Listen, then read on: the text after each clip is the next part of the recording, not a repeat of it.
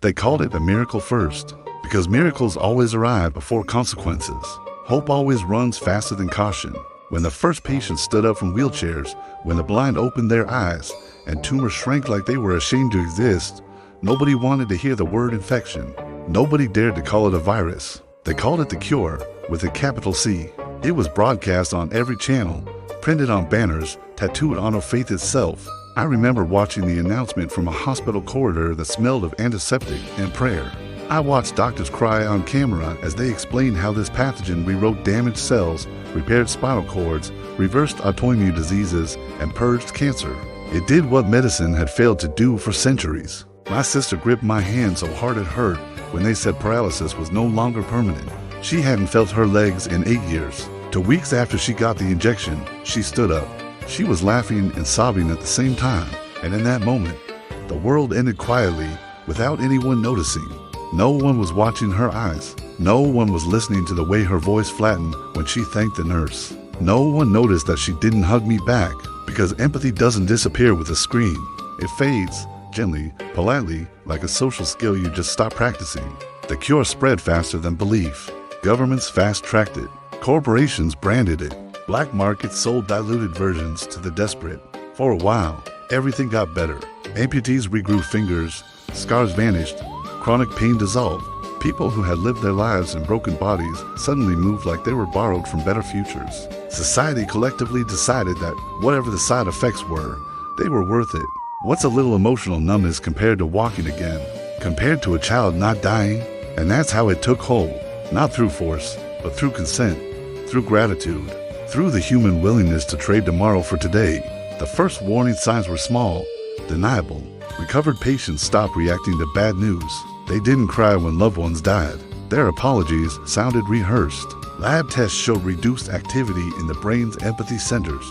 Doctors reported patients describing emotions like academic concepts, saying things like, "I understand why you're upset," without actually understanding at all. When researchers finally confirmed it, when scans showed the virus repaired physical damage by simplifying emotional processing pruning, what it deemed inefficient it was already too late. The report's headline read empathy suppression, but no one read past the headline. You can't recall a miracle without looking like a monster. Telling someone to give up their ability to walk so they can feel bad for strangers sounds insane. Empathy was never a measurable currency until it started disappearing. By then, the infected were everywhere, quietly optimized, healthier than us, stronger, faster, smarter, and calmer. They were less human in ways that didn't matter until, suddenly, they did. When a train derailed, the cured helped efficiently, but without urgency. No panic, no grief. They triaged lives like variables in an equation.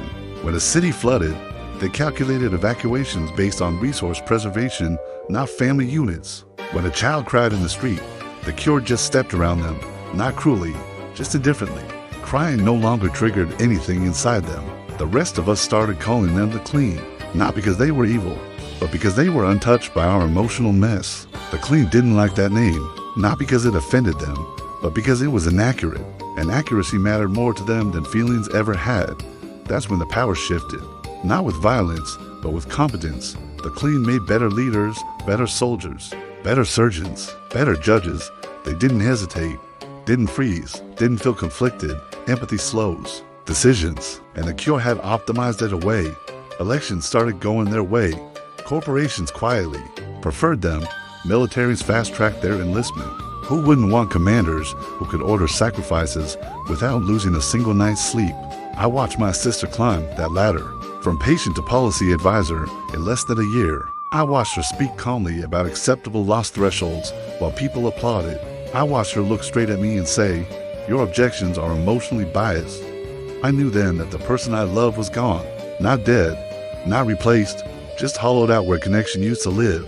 The scariest part, she wasn't wrong. She could justify everything logically. The clean reduced crime by removing hesitation to enforce laws. They reduced poverty by reallocating resources without sentimentality. They even reduced war casualties by ending conflicts faster and harder. When you don't feel the enemy's pain, you don't prolong it. Humanity was thriving statistically while quietly dying spiritually. Those of us who refused the cure became liabilities. We were called the raw, mocked for our feelings, Our protests were dismissed as sentimental noise. When the first compassion riots broke out, crowds of uninfected screaming at governments run by people who could no longer care, the response was calm, surgical, and brutal. The clean didn't hate us. They didn't enjoy hurting us. They just didn't feel anything about it at all. And that made them unstoppable. Cruelty can be reasoned with. Indifference cannot. Still, the cure spread. Parents chose healthy children over empathetic ones. Hospitals refused untreated patients. Insurance penalized emotional inefficiency. The virus didn't need to be mandatory when survival made it inevitable. The final fracture came. When the clean announced phase 2, they revealed that empathy wasn't just a casualty. It was the target. From their perspective, empathy caused suffering. Feeling others' pain didn't reduce pain, it multiplied it. The cure wasn't broken. It was incomplete. Phase 2 would ensure stability, peace, and an end to what they called emotional contagion. I sat across from my sister the night before it launched. I watched her eat mechanically as she explained that phase 2 would be airborne, mild, and unavoidable. Resistance was statistically irrelevant. I asked her, not angrily, not pleading, just quietly, "Do you remember how it felt to love someone?" She paused, genuinely curious, and said, "I remember that it felt important to you." That sentence hurt more than anything else. It was precise. It was honest. She wasn't lying. She simply couldn't reach that place anymore. When I told her phase 2 would end us, that a world without empathy would function but not live, she just nodded and said, "Life is inefficient." And that's when I understood the final horror of the cure. It didn't turn people evil. It removed the need to be good.